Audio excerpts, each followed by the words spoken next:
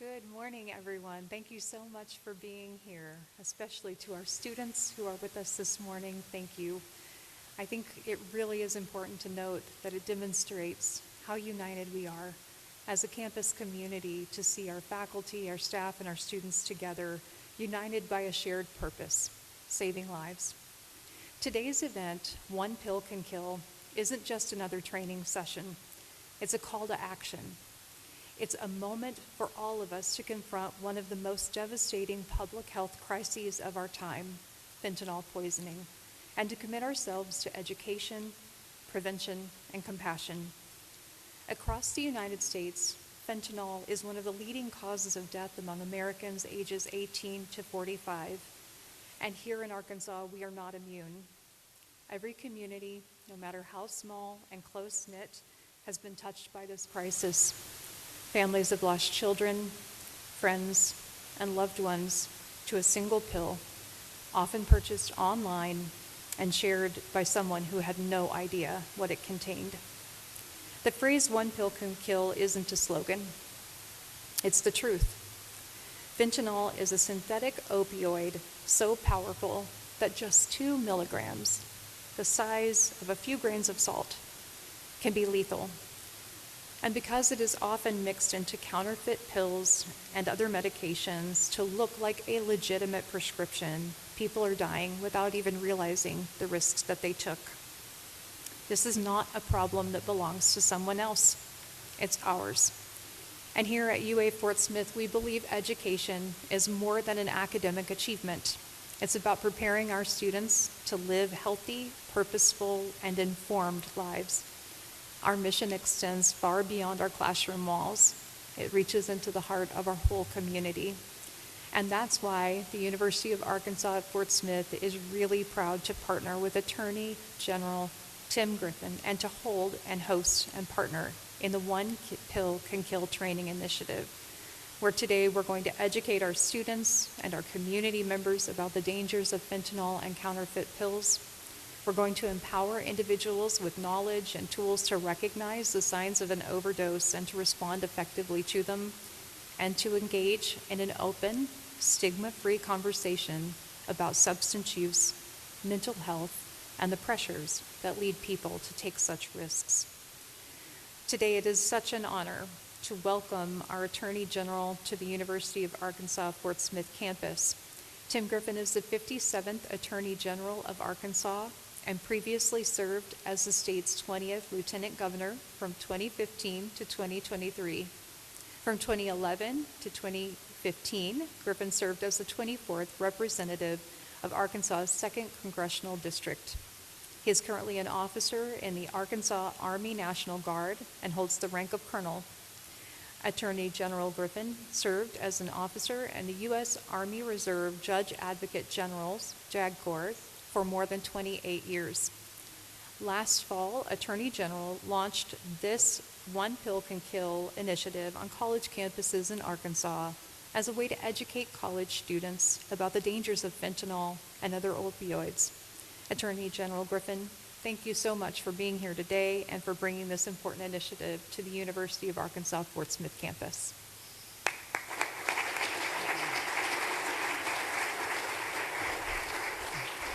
Thank you, Dr. Raleigh, for having me. This is so critically important, and we are continuing all around the state to hold these sorts of events to raise awareness and educate and also provide hands-on training, which we will have a little later today. And I am told we have just a huge number of folks, students who have signed up for that, like 187 or something, which is a massive, massive showing and very encouraging. So I'll echo a few things that Dr. Riley said. I want to talk about foundationally what we're doing here, why we're doing it, how we're funding it, sort of set the stage, provide some context. So this country has, over the last couple decades, and continues to have an opioid crisis generally. And as a result of that opioid crisis, we have been able as a state, like other states and municipalities and other government bodies, we've been able to get some settlement funds. And here in Arkansas, my office controls a significant amount of those settlement funds that come from settlements with pharmacies, settlements with manufacturers, and those funds have to be used for opioid abatement. And that's a very specific, there's a very long appendix to our settlement that lays out very specific uses that we have to put that money into. One of the uses is to educate, raise awareness, and train. But let me tell you with a little bit more about this opioid problem. So the problem we have had and continue to have, but we are getting our arms around it, relates to prescription opioids. Okay, prescription opioids like oxycodone, for example, those are opioids that are addictive, that are dangerous, but also have medical uses. And when you look at one of those pills, you know what it is. It's still addictive. It needs to be used in the right context, but you know what it is. It is produced in a pharmaceutical grade factory with certain standards, and you can have confidence in that. So the problem that this country had primarily with opioids was overuse of prescription drugs. And as we started to get our arms around that problem, better education and training for doctors, new research, so we're not getting over-prescribing, right? Awareness, informing people, educating people, treatment, right? All of that being done has helped deal with the prescription opioid issue. So what happened after that is you got a reduction in the supply of opioids available because we're starting to figure that out, but a big demand still there. So who stepped into that gap? Criminals. Criminals. This happened with meth years ago when meth that was being used from over-the-counter drugs was harder to get. Those over-the-counter drugs were harder to get. And so the Mexican super meth labs cranked up and provided a more addictive, more deadly meth. That's sort of what's going on here. As we've gotten our arms around the prescription drug problem with opioids, now we've got these illicit opioids popping up. And in some ways, the problem is more difficult because now you don't have a known quantity, and it's a matter of dealing with the addictive qualities of that oxycodone or whatever. And I know all about this. My brother passed away in March and had been struggling because of bad back surgery, had been struggling with opioid addiction for a long time. So I'm very aware of the dangers. But now we have a new danger, which is you don't even know what the pill is, right? You're dealing with illicit opioids, fentanyl that's on the streets. You don't know where it's manufactured. You don't know how many people have been handling this, where it came from, right? No idea.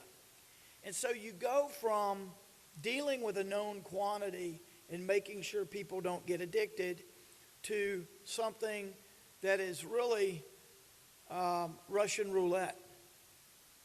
Because literally one pill of the fentanyl can kill.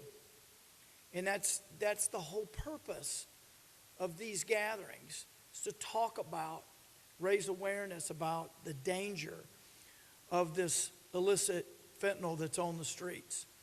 And the point of that the manufacturers want to, their goal is to have it more addictive, widely available, and get more and more people on it, which means it's more powerful.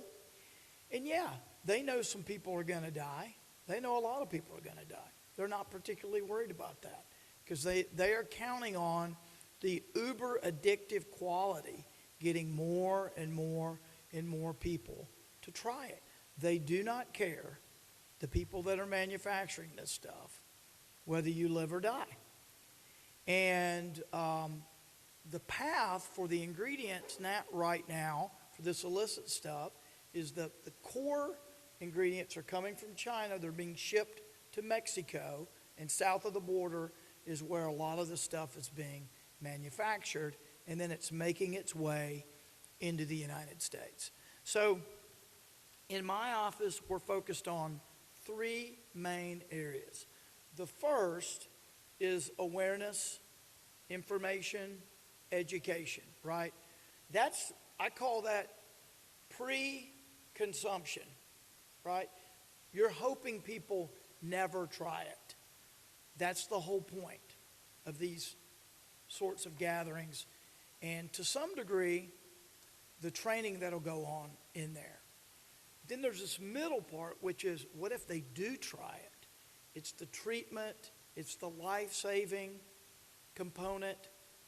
That's also going to be a part of the training over there with Narcan, right?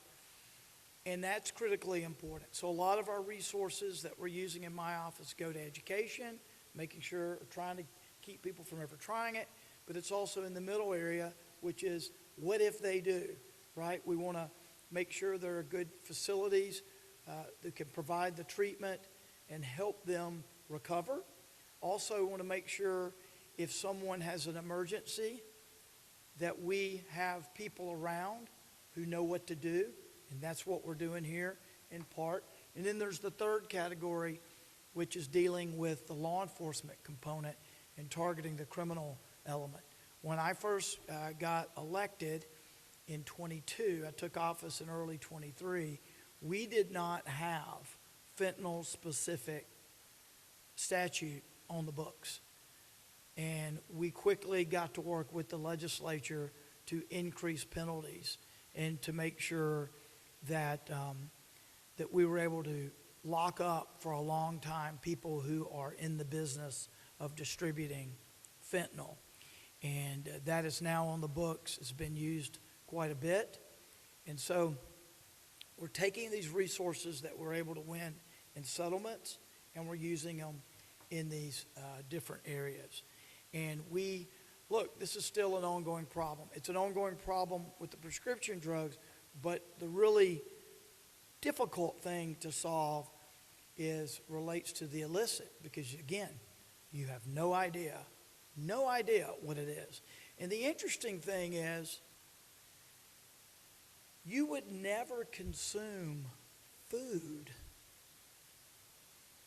if you didn't know where it came from, been passed down through 10 different people or whatever. You would never consume that. You wouldn't just walk up in a park and see an old hot dog on a park bench and go, I think I'll eat that. I mean, that wouldn't be your first choice. But people do that with these pills all the time. They have no idea where it came from. And they really have no idea what's in it. And the criminals have demonstrated they'll put anything in it. They will mix fentanyl with sheetrock. They'll mix fentanyl with any kind of product to make it look like a pill. And you have no idea what you're putting in your body. So I really appreciate y'all being here. And I'm uber excited about the 186, 187 folks who are going to be over here for the training. This is the training you're going to get over there can save lives. We have been really forward-leaning in supplying Narcan to campuses. I'm sure you've got Narcan here. The problem with Narcan is it lasts about 3 years and we have to replace it. And so we are we want to be a resource there. If that's an issue here, we've done this elsewhere. I believe that we're in the process of getting you, actually we've already got you a vending machine. We've got 2 vending machines here, right? And we are distributing vending machines paid for with the settlement funds around the state. And so we do want to primarily keep people from ever trying it. But if they do make that mistake, we want to make sure that we know how to get them emergent help if there's an emergency, which is Narcan, and get them longer term treatment help if that's what they need. So the individuals that are here, that are hearing this, can be what I call a force multiplier, because they can talk about it, they'll be informed about it, they can spread the word. And the folks over here that are going to be in the training particularly, because you're going to have not only the information to pass on the message, but you're going to be able to save lives. You're going to be able to apply the knowledge to potentially make sure that someone who would otherwise die lives. Which brings me to an award that I want to give out.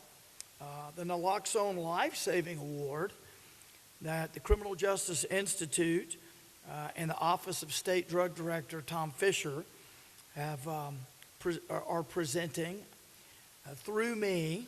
And I want to call Sergeant Gerald Gartrell up here.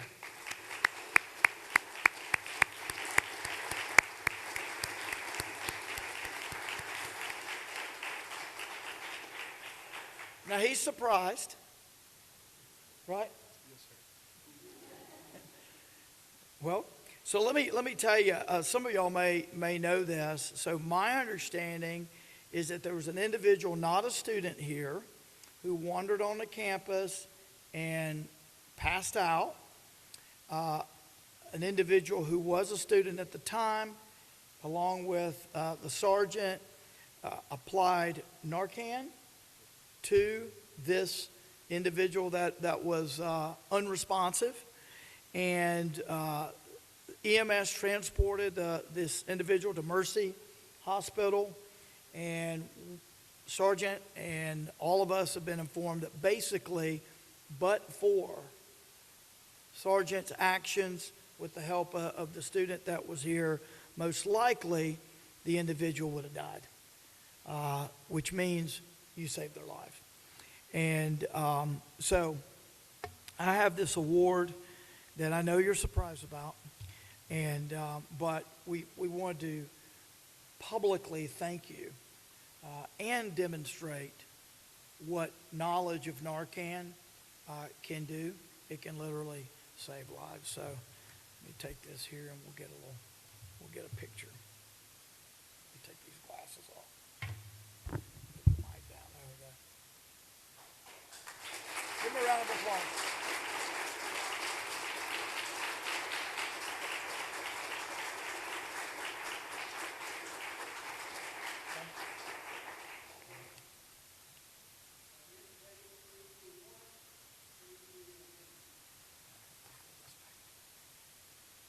Want to give a speech? Want to answer some questions? Okay, great. Thank you so much. Appreciate you. Another round of applause.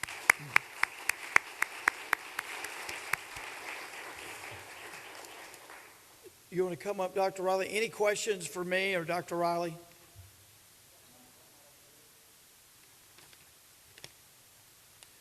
Okay, great. Well, we'll have lunch over there. It's going to be a great time. Thank y'all for being here. Thank you for helping us get this message out. God bless you. Appreciate you.